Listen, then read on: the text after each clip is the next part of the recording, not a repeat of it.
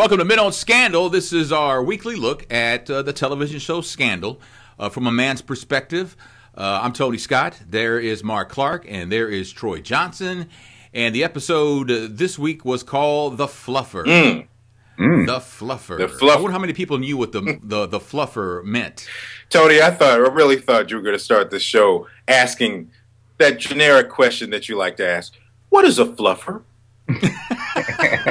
Oh, no, he knows. That's what I was going to say. Tony knows what a fluffer is, and I was not going to fall for the okie doke. That's like asking a fat kid what's a hamburger.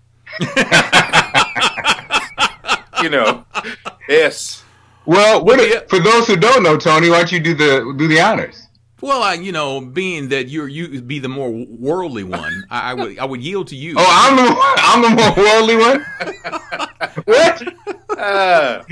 What happened? You've jogged on the beaches of Qatar. You've been to Africa. I've never been out of the country outside of like the Bahamas, and that don't really count. Well, your people though, Tony. Your people have though. Not my people. Your people. Well, in the Troy, you do the duties. You're single, man. And your child's grown up. Oh, wait a minute now. Hold up. You two assholes are going to pass it around to me, huh? Okay. That's He's fine. a single guy. Troy, your kid's grown up, Yeah, right. A fluffer is someone in the adult film industry, typically a woman, who is used to help a man raise his game as needed. Yeah. Put his game face on, if you will. You know what I'm saying? She's there to pump him up. Put his game face on, but not on his face. on the smaller face. Well, So the episode starts out with Abby. But by the way, the fluffer does not necessarily appear in a film. Well, that's just They're in fact the unsung hero. That's right. Yeah. They are the unsung hero. Taking one for the team. Yes, they are. They are the ultimate team player. Or two or three, if needed. Yeah, that's right. Depending on the film. So this episode starts out with Abby. Abby is Olivia's proxy at this meeting. Abby is filling in for Olivia because Olivia, I don't know why Olivia, where was Olivia? Where was she? She was done. She needed a break. She was mad. She was still mad at Fitz. Yeah, I was telling her, I'm talking to my wife. And I'm out. So she sends that, and Abby got no love, man. Well, but hey, respect. Abby's fashion game stepped up 100% though, didn't it? She borrowed one of Olivia's coats. Yeah, let me get that. It can fit me. But Abby got no love. President got up and walked out. Melly got up and walked out. The vice president got up and walked out. Yeah. Man. Cyrus told her, it's not going to be fun when you walk in this room. Have a good day. He said, I almost feel bad for what's about to happen. Almost. Almost. So is Cyrus done grieving, man? Because he was like the old Cyrus. Oh, yeah. Didn't take long. James who? James is gone, man. And who is this little black kid in the house? Who is that? Man, I don't know. Eli had a conversation with Olivia Pope, her and her dad talking, and she says, "Don't hurt the president." And he says, "I promise I won't hurt a hair on his head." Mm-hmm. Meaning someone else will do it, but I'm not going to touch him. Either that or he plans to decapitate him. Oh, damn. It could go either way. He's like, what do you think? I'm not Jake. I don't do the dirty work. I'm not Jake anyway. So, man. So we got it to season 3, and I think last night was episode 16. So it took us 3 seasons, 3.5 seasons, whatever it is.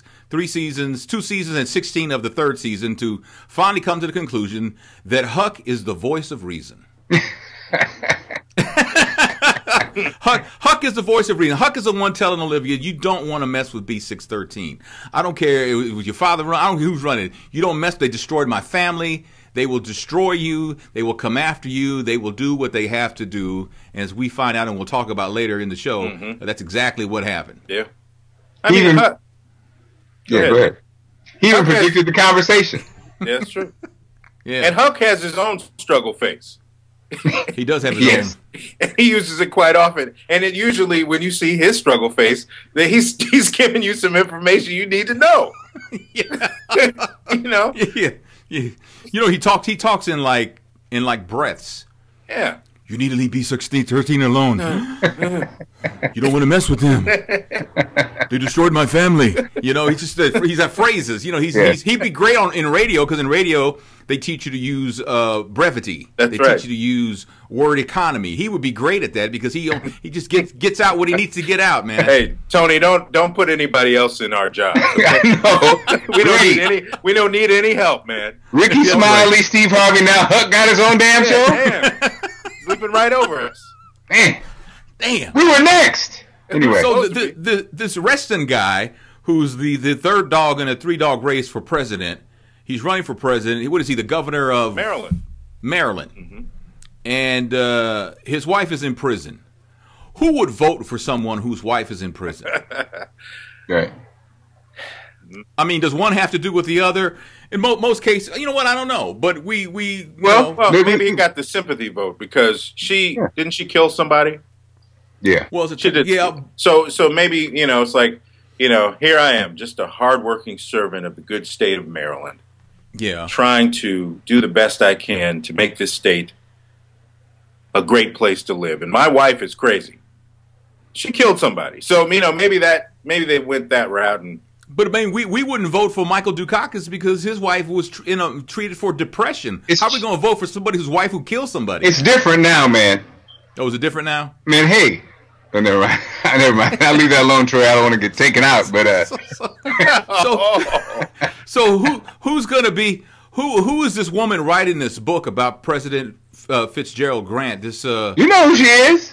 That's the one, but he never really had an affair with her, did he? No, but why not? Hey, play the card. They basically dealt her up, so why not play the card?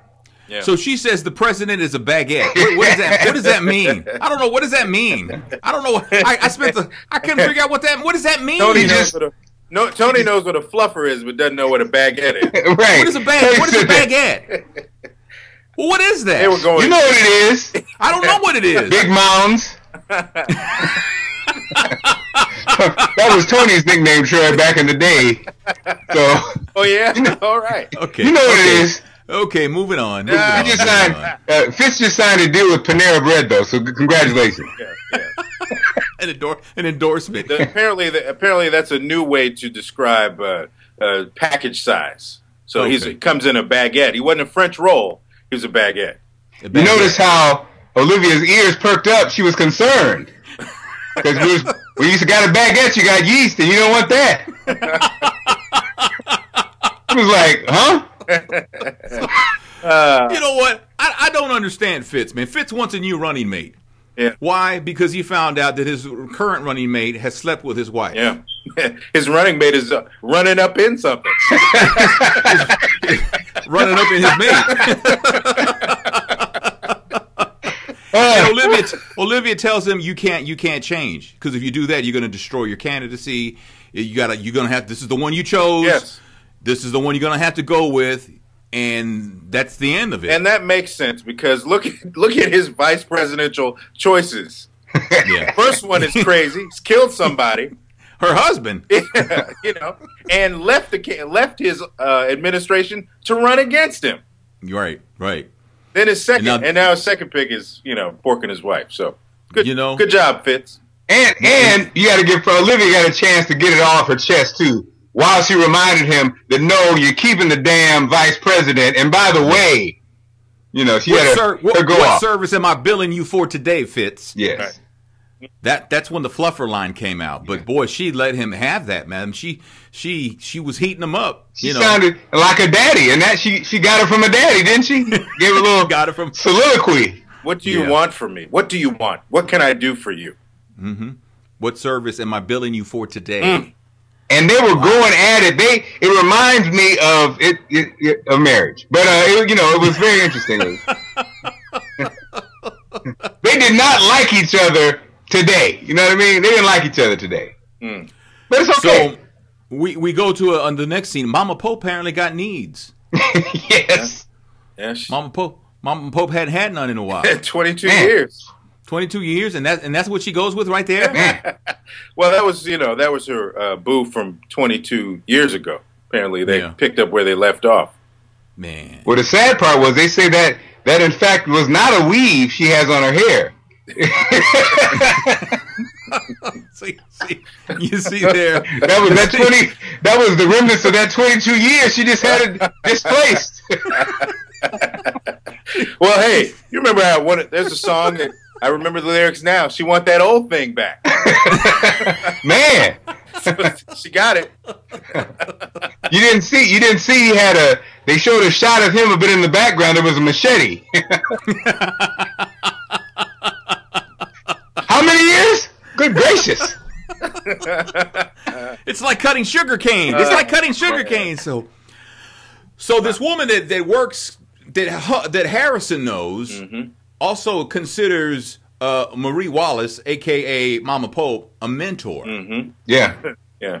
Claire. That's Claire, right? Claire. Yeah. What is Mama Pope's a mentor? What kind of sick warped mind do you have to consider Mama Pope a mentor? Welcome to Washington, D.C. Yes. Trying to climb the ladder, man. Man. Hey, wait a minute. I gave her props. She had the natural hair going. I was like, bravo, but didn't last that long. No, it didn't last that long. Maybe she needed something to guard that neck. maybe a little, a couple of bangs. Little bangs with a. For that, she needed a hockey helmet, man. She needed a goalie helmet, is what she needed. So Jake is drunk and he's outside Olivia's door. And she says, "You killed my friends." He says, "I would never kill any of your friends." Well, James was my friend. James was not your friend. What's her attraction to Jake? I mean, because clearly she loves Fitz. So why does she keep giving Jake play? Well, what is that about? Well, I gotta, in my wild days, Tony. Yes. I remember a young lady who had another love, but she called her other man Dumb D. Yes, he was dumb, but he delivered. So, maybe Jake's Dumb D. Dumb D. I don't know what I was, but yeah, what was your nickname? I know. Intelligent, not so D. I don't.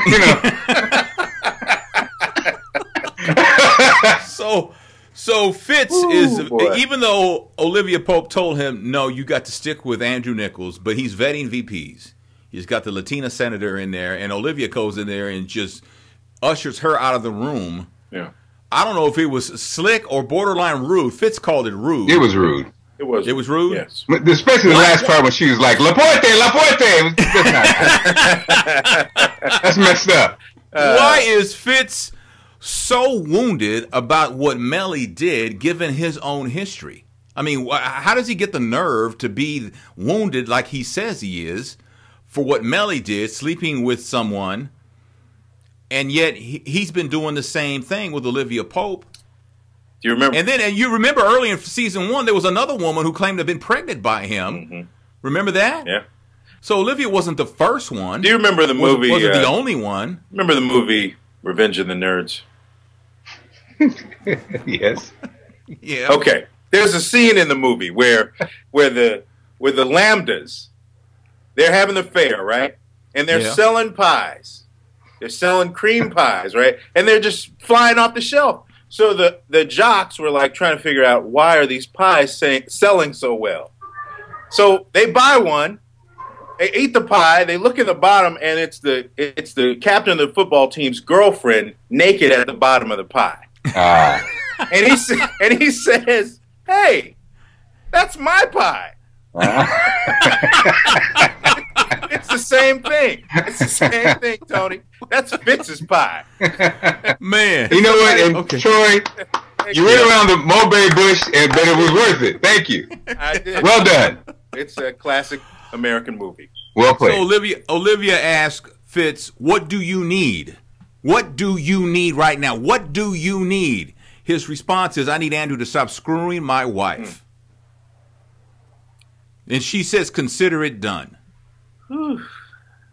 Man. Now, she is a soldier. She's going to take her orders and go and do what needs to be done. But she had that kind of look at him like, "Oh, is that what you want?" Because it could have been the, "What do you want? Do you want me?" Yeah. Yeah. So anything that has to do with Melly interfering in the conversation about them, even though she was still angry at him, certainly doesn't bode well. Awkward. Yeah. I mean, and actually, I was trying to. I need my. We're all fellas, and I think we kind of like felt like, sadly, like men feel in that moment, because my feminine side thought she wanted, like you said, Troy, wanted him to say, "I want you." Like you said, I was like, no. Like you said, what exactly does she want me to say right now? But he didn't even give a damn. He wanted, he didn't. He overlooked what she was thinking about and went for what he wanted, which should be a clue. See, right. When we give advice to women, this is all you need to know. That moment right there, that should have let you know everything. If you're a man, then, but women will go, well, he was just blah, you know what I mean? Like, that's it. He basically chose his wife. I mean, damn, like Tony said, are you really that upset about this? Yeah. And we're gonna, so. I mean, how many times has Fitz said, "I'm so over Melly"? Exactly. And then now all of a sudden she gets her little something on the side, and now he's lost his mind. Yeah. He's like, see, that goes back to what I said last week. Men do not take being a victim of infidelity nowhere near as well as women do. And women don't take it well either. But like I said, see, women, they'll cut your clothes up, cut your tires, put your stuff out, just make your life miserable. Men want homicide. And what about Melly trying to make it right? Why are you trying to make it right? Yeah. Why are you dancing? You should be standing on and be like, yep, sure is. Woo, I gotta throw these panties out. They are funky. You gotta. Not the funky panties. Not the funky panties. He should be making a point. Oh my goodness, my back is sore. Woo, and so are my kneecaps and my jaw.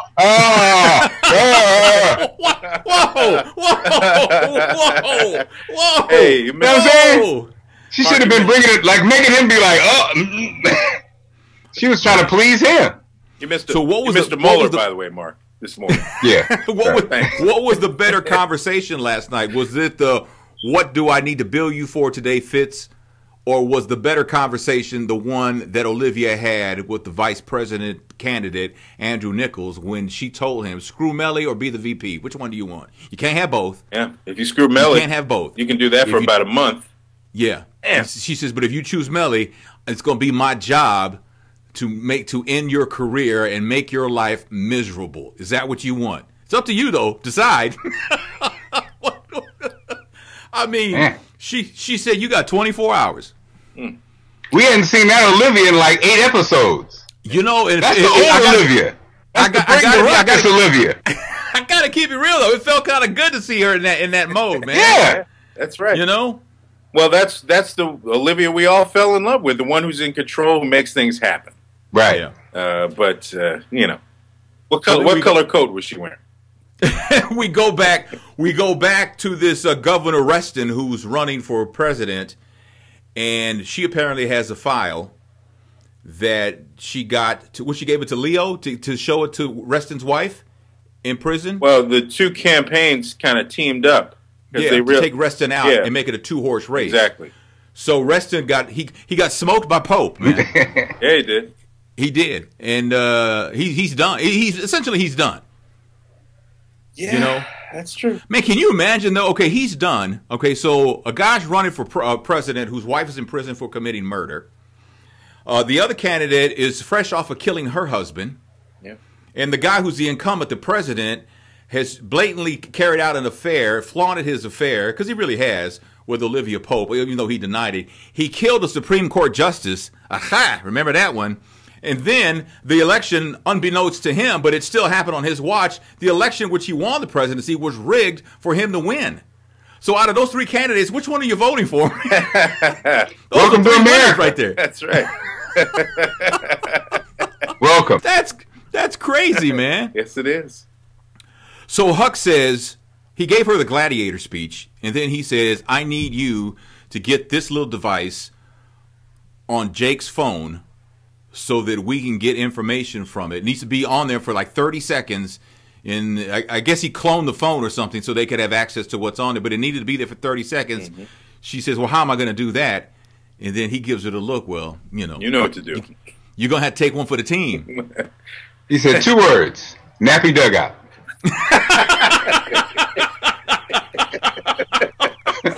Pardon me? He said, never mind. Oh, man. Woo. All right. Man. So you know, the line of the night to me, we just heard it, Tony. Yeah. Damn.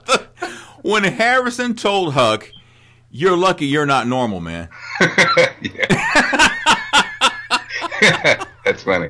That was a good line. That was a good line, man. Yeah. I like Jake and there's another line right in there in the mix. Harrison said, "I guess Olivia's going to go over there and get what we need." I think she got what she needed. Yeah. Because Jake and Olivia, they were bumping uglies, man. They were going at it too. That's right. They were going. Now, to me, I'm not hating on Kerry Washington. I'm not hating on. I think she's a great actress. I think she's beautiful. I think she's everything, right? But how do you have a sex scene with a pregnant woman? I mean, you know, from an acting perspective. I mean, because she's about close to popping, isn't she? She's getting close to having that baby. So how do you have a love scene with a woman that's pregnant? I mean, if it's your real life wife, that's one thing. But I mean, we're acting. I get all the acting thing and all that, but it's just I don't know if I can get past that. That's why the blankets were on the bed, just in case the birth happened. They had a pot of water next to the bed, blankets, towels. She did what she had to do, though. Yeah. And the funny thing is that when she came back with that device, you know, and she met up with the gladiators, it was almost like the walk of shame. Yeah. Because she knew that when she pulled out that device, she knew that they knew what she did. So it was no secret that she took one for the team, but still, that's a walk of shame right there. I don't know, Tony. See, I think she walked with swagger in there. She walked in there, didn't she throw it on the table? Like, yeah, but but I didn't take it as a swag thing. I took it more as like, it's over, I got it, now what? Yeah. You know, I kind of took it like that. I had to do what I had to do, which women do all the time. They do it all the time. They look at their fat husband and say, here we go. Yeah, tuitions do. Ooh baby, ooh daddy, ooh daddy. Whose is it? It's yours. Whose right. is it? Ooh daddy. You're so big. Don't move. You're such a baguette. Such a baguette. Yeah. So Reston, again, this governor of Maryland, he meets with his wife after she gets this dossier on him provided by Pope and Associates, and then he pulls the bastard move and tells her, "I could keep you locked up in here forever. I'm the governor. You're gonna do this." And you know, and that was, oh man, that was weak. That was weak. Yeah. Is that all y'all got, man? Yeah. Well, you know, he felt emboldened. I mean, your wife obviously has committed some kind of crime. She's going to be in prison, and everything is looking up for you. Next step is president. You're governor now. Next step, president. So, you know, you don't have any choice but to do what I tell you to do. But unbeknownst to, I guess, both of them, or maybe the wife knew, apparently somebody snuck a GoPro camera up on the wall, and they recorded him making this bastard move, and got it on video, and that's what destroys him. Yes. That's what destroys his career. And she looks great, by the way, to be in prison. Yeah, she does look pretty good. She is promoting the prison lifestyle. Like, man, how could I? She was glowing. Man, that commissary must be right. All right, Claire says she wants out. Mm-hmm. Claire got out. Yes, she did.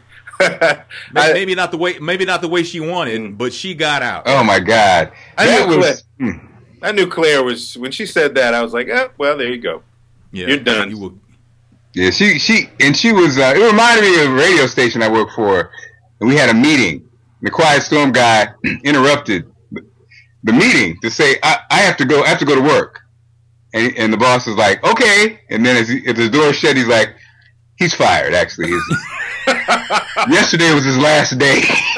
Oh man, did that really happen? Yes, in Charleston. Damn. And that happened to your girl. Have a good time, honey. We'll see you. Oh man. Wow.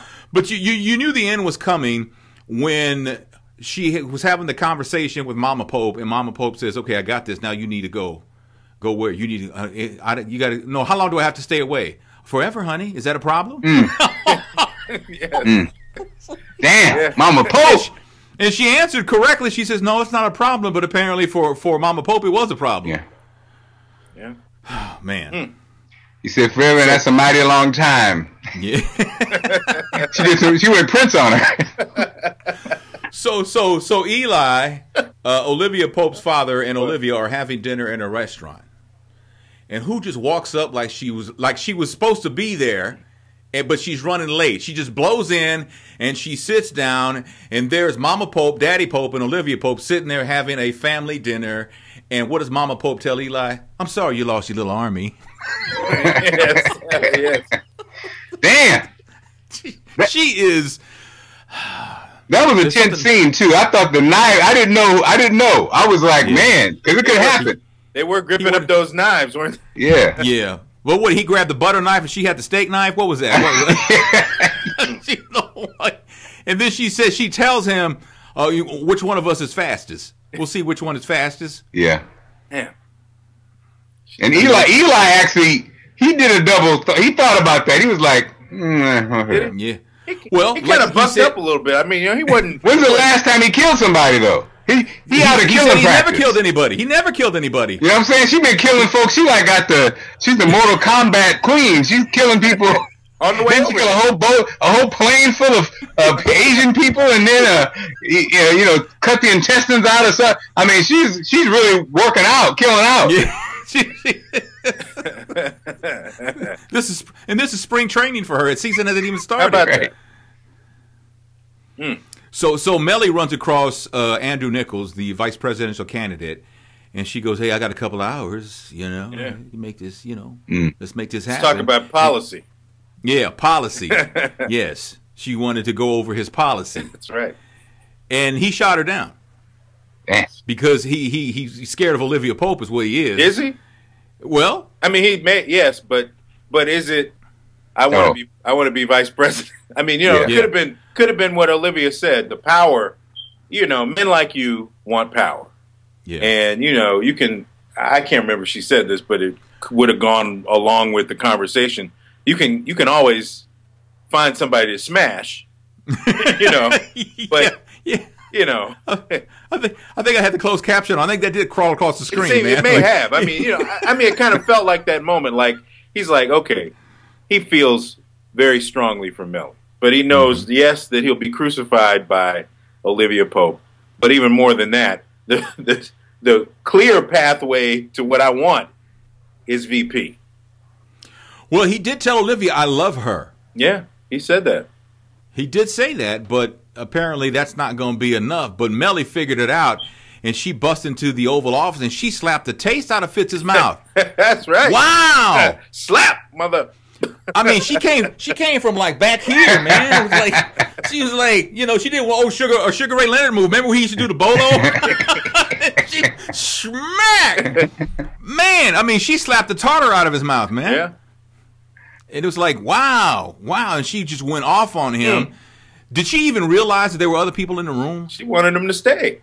Because she went. She told him to stay. Watch me work. She actually, it showed that she did have a little assistant because she started clapping. Watch what I'm about to do. Watch what I'm about to do up in here. It was like, oh, okay, all right, okay, they're clapping. Well, is there a gospel? Is there a gospel CD on? Right. What happened? What's going on? Oh, that's anger. She's angry. Clapping means anger. Say the word and clap at the same time. Synchronization. So Olivia was, synchronization. Yeah. So Olivia was having a bad day, and Abby gave Olivia the gladiator talk. Yeah. we're gladiators. This is what we do. This is how it is. This is how that. And I guess it worked. Yeah. You know, it put a smile on her face. But did Olivia, when Huck got into the B613 system, and he says, "Do I shut it down?" Did she call him Hucky? I don't know about that, Tony. I missed that one, Tony. I mean, maybe she didn't, but it sounded like she called him Hucky. But he shut down B613. I mean, he literally shut it down. I mean, the power went out, the phones got disconnected. You know what I'm saying? I mean, everything. Credit cards got declined. I mean, everything. You know, what typically happens to us on a regular happened at B613. Shut the heck down. My travel miles. That beep came on. It goes on when the alarm, when you lose power. Beep, beep. What is that annoying beep? They wouldn't even take his rewards card at the Five Burgers place, man. They would take nothing. He couldn't get his Best Buy rewards thing scanned. Nothing was working, man. You know, when Charlie, and Charlie, by the way, he's a punk. I'm just calling him out right now, man. He just does not trust Quinn. Right. He's right. He's right. He's right. But he does it in such a weenie kind of way. He does it in a weaselly way, man. Yeah, but he's right. It's like we all know that. We all know guys know a couple things. When somebody's been in your Fruit Loops or about to be in your Fruit Loops, and that whole like loyalty thing. You know, you can always you going back, ain't you? You know, it's kind And this is a guy who pulls fingernails off of people for a living. That's you know. So don't play with me. You know. Yeah. If you want to have the conversation about who am I dating? I'm dating you. So in a way though, in a way, I think that he is pushing her because he wants a rematch with Huck. And he knows that if he pushes far enough, she's going to run back to Huck and ask for help. And he knows that how Huck feels about her. See, there. And I think that'll be the. Tony's on that Huck thing, ain't he? There's old TRT, table read Tony. I'm just saying. So you know, it was interesting though. Charlie was like making the call to command. How do you have like a double secret agency where they skim off the top of all these other agencies to get their funding, and then he calls them to get instructions. The number you have called is no longer. Who gets that, man? Yes. You figure you're on a level like that, you don't get that. The phone would just ring. Right. You don't get that. You know, that's like, you know, you're in the CIA and you're on the website inside the CIA's infrastructure and you get a 404 page. You know, it's like, come on, that doesn't happen. They wanted us to know how the government shutdown felt in this episode. So we got a little taste of what it was like behind the scenes. But here we are at the end when they're celebrating B613. We finally did it. It's all good. Dude, here comes Jake, and he grabs Olivia by the neck and jacks her up against the wall at the same time holding Huck back with a gun. I was like, whoa. Yeah. He don't win Ike Turner on her, man. Oh, no. Not Ike Turner. They hadn't tried that one when they were having sex. Yes. Well, also, you forgot to tell me what about the bomb. Then there's the bomb. Yeah. Damn. Bomb. Now, when she kicked that door in, a couple things. Girl, you're going to have to bring a lunch if you try to kick a Mama Pope door in. You know what I mean? Come on now. You ain't ready. You really are not. Y'all ain't ready for Mama. What? I must go in there. Oh, no. I was like, well, she's about to get taken out because that wasn't going to be ugly. So say hi to James. Yes. You and James will be having conversations, boy. Yeah. And then, of course, they were gone, but wow. I mean, and you know what? Inside, isn't there something inside that almost says, the thing that's even more powerful than the president, do you really want to mess with it? Isn't there kind of there's a reason why that thing even exists? Right. Are we now floundering in a world with no protection? I don't know. That's how I felt. Yeah. Well, we're getting towards the end of the season. Is next week? Next week's not the season finale, though, is it? No, but the promo was great because it sounded like it was. Then they're like, no, the week before the week, the week before the last week or whatever. Yeah. You know? So there are two more episodes left. Right. Yeah. So there you go. All right. So I ask every week, man, what did I miss? I think you kind of covered most everything. I mean, we didn't talk about the fact that, well, we did say that, Mama Pope has a bomb. Yeah. And it looks like she plans on assassinating the president. So, I mean, at least from the preview standpoint. And so is she acting on her own, or is she working for somebody? She's usually hired. Okay. So, there was a lot of interesting conversations at the dinner with Mama Pope, Daddy Pope, and Olivia Pope when Mama Pope told Olivia, I told you, you need to get in the line of work. Mm-hmm. And she tells her in such a sassy, assertive, aggressive, mama kind of way that it was like, wow. Big props to Candy Alexander for that. Yes. She delivered that, man. Yeah, and and give her props. She's got more than one bomb, apparently.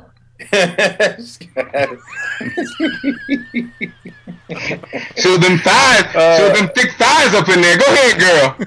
Oh, you might be 56, but go on.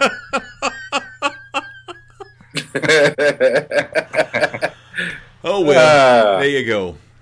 So today, for this episode, we were all on zbox.com. It's kind of like a social network that targeted specific television shows. You can create your own room based on a TV show. We were in the Scandal room last night. It was great seeing everybody in there, but it's good to interact. If you want to be part of it, you go to zbox.com, just create an account. It's free, and you can join us next week, too, because we're there posting live during Scandal, so that's nice. And we picked up a few more Gladiator friends. It's like the little Gladiator Friend Central. Yeah, it is. It really is. And so that was nice, too. Very interesting people, man. I actually talked to one of our friends, one of our gladiators on Twitter, Coffee Light and Sweet, Coffee Sweet and Light. Mm-hmm. I talked to her on my radio show about Scandal, and it's interesting to hear, you don't know what walk of life people come from when they're with the Scandal thing. So it's always just very curious to hear their point of view and the man-woman thing and just their favorite character piece. And we were talking about how it seemed like Olivia was off her game a bit last week. Mm-hmm. And so this week, maybe it was kind of like her getting it back together again. Very much like real life, you didn't have a great day or something, and maybe the next day you kind of have a better day, So you're saying she had a better day this week until she sets in motion an assassination of the president. Yes. Right. She was I until that part. Well, Jake says you just killed the president. Till you got choked up on your wall? Man. And we're going pretty good till that point. Until that, yeah. And Jake, I think the thing that's interesting is like what I like about Jake's character is as crazy or and he's a killer. He's a killer. Mm-hmm. But he's like the most likable killer I think we've met in quite a while, right? He seems to be a sensible, likable killer. It's like a sensible killer. Well, I mean, how could you go wrong with that? Like even choking her out, it's almost like even she would have to admit, yeah, that was kind of messed up. Anybody, can you save me? Can you help me save my life? No, I can't. Will there be anything else? Is there anything? What can I bill you for today? Damn. Buy yourself a new turtleneck. That's it. I'm a token. So we're getting closer and closer to the Scandal Meetup that's going to be going on in Los Angeles, August 1st through 6th. Registration, because of demand, has been extended because it was going to end on the 1st, but it's been extended through the month, awesome. If I'm not mistaken. So you need to register. I don't think you have to pay anything right now. They just want to register, so you need to do that. My wife and I registered the other day, so we're in, man. Awesome. So, it's going to be great to have meet gladiators from across the globe, not just in this country, but across the globe. Globiators. Yeah, globiators. You made a word there. There you go. The Globeators will turn into gladiators once they get to L.A. So it's going to be great, though. There's information on it that we'll put a link to the website in the show notes. So look forward to that. And there's something. We didn't mention last time, but you can get the audio part of this show, the audio only. Like if you're going to be running in a park or something, you can get it both on iTunes and iHeartRadio. So that's cool. You want to hear 3 grown-ass men laughing while you're running? Right. That's perfect for you. Well, okay. Well, that's our episode of Men on Scandal. The episode's called The Fluffer. Mm-hmm.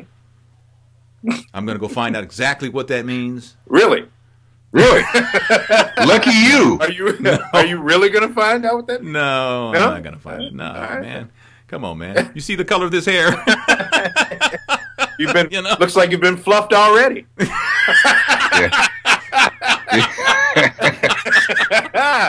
Yeah. That is Men on Scandal. That's Troy Johnson. That is Mark Clark. I'm Tony Scott, and we will see you next week.